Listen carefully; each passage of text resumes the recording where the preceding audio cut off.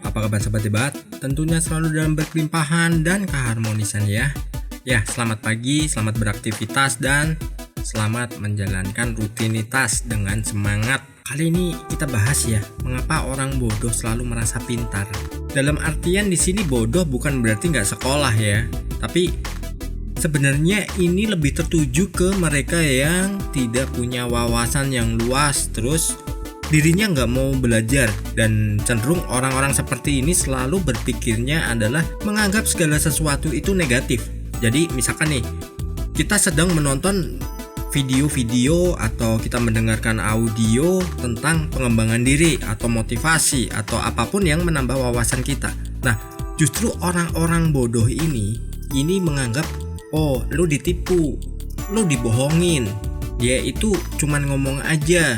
Nah, seperti itu.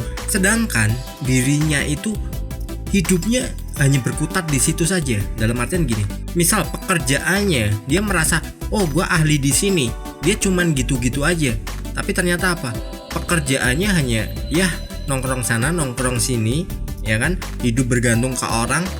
Tapi justru dirinya merasa, oh gua ahlinya nih soal ini. Wah, gua paling pintar nih soal ini. Padahal orang yang pintar itu justru tidak pernah menganggap dirinya pintar. Karena apa? Dirinya akan selalu belajar dan menambah ilmu-ilmu baru.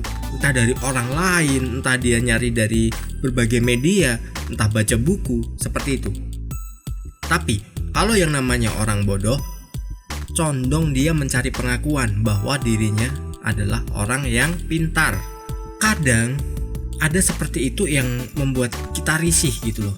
Ini orang tiap kita ngobrol apa kok ngerti, padahal dirinya nggak ada pernah pengalaman di situ, tapi dia ngerti.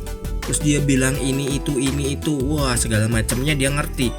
Padahal kalau kita lihat atau kita nilai, dirinya nggak ada kemampuan di situ. Apa yang kita omongkan terus dia ikut nimbrung.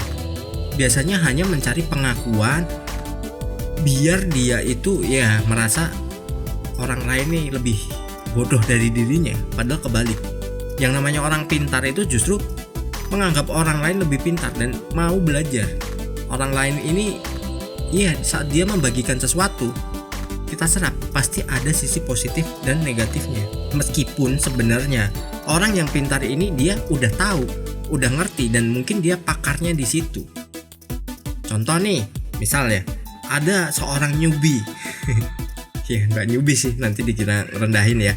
Nah, ada seorang pemula lah yang dia baru masuk di pasar modal, baru mengenal, dan itu pun juga karena iklan. Dia pengen ini itu, dan dia merasa, wes baca chart itu seperti ini grafiknya seperti ini, bakal naik nih, bakal turun nih. Nah, dia merasa paling jago ya. Ini yang saya alami. Terus dia pamer ke kita yang memang kita praktisi, tapi dia nggak ngerti. Karena apa? Kita nggak pernah bilang-bilang, weh, gue praktisi di sini, gue jago. Nggak ada, kita nggak bilang seperti itu. Pada akhirnya apa? Sebulan kemudian ketemu, gimana tradingnya? Udah jalan? Oh belum, kemarin habis cut loss mulu. Nah, jadi apa yang dia pamerkan itu bukan sesuatu yang dia di bidangnya, dia baru belajar tapi sudah mencari pengakuan.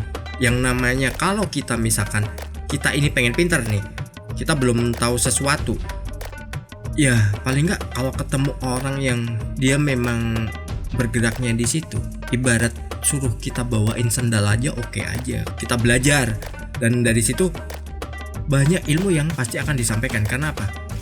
Lama kelamaan kita dekat kan, ya kan? Pasti diajarin, paling nggak diajak. Contoh nih, ya bukan ini mengunggulkan diri saya, bukan, tapi saya karena merasa bodoh waktu itu.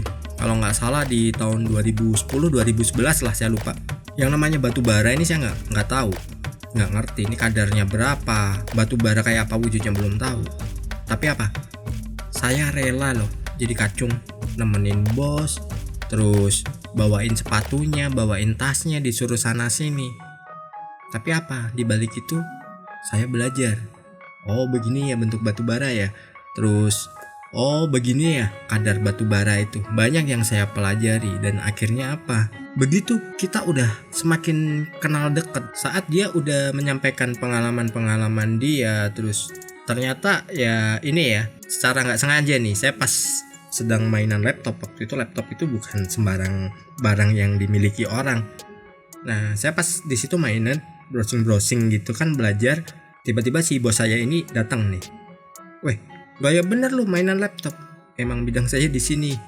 Nah, akhirnya apa? Oh, gini aja. Lo bisa apa aja? Ya maunya gimana kan?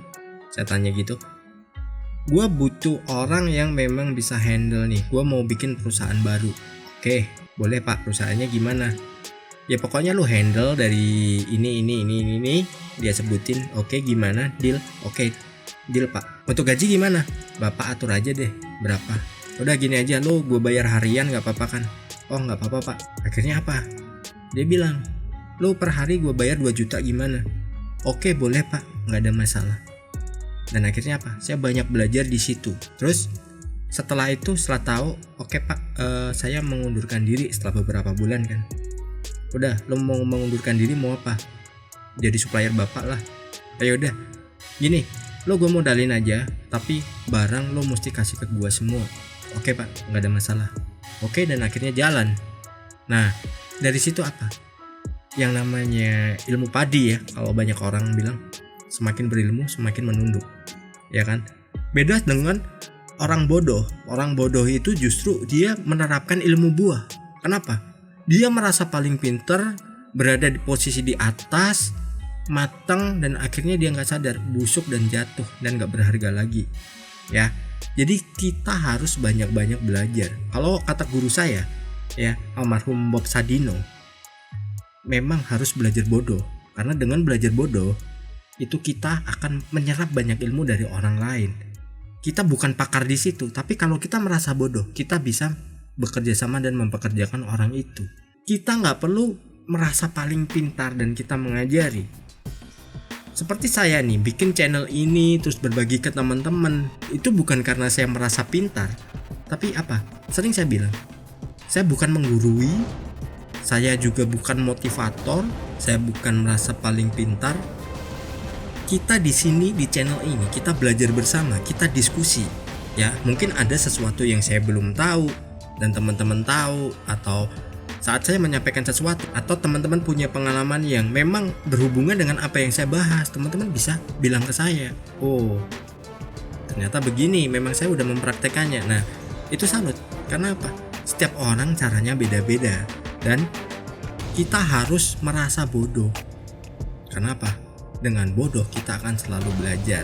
Oke, semoga terharu, sukses berkelimpahan.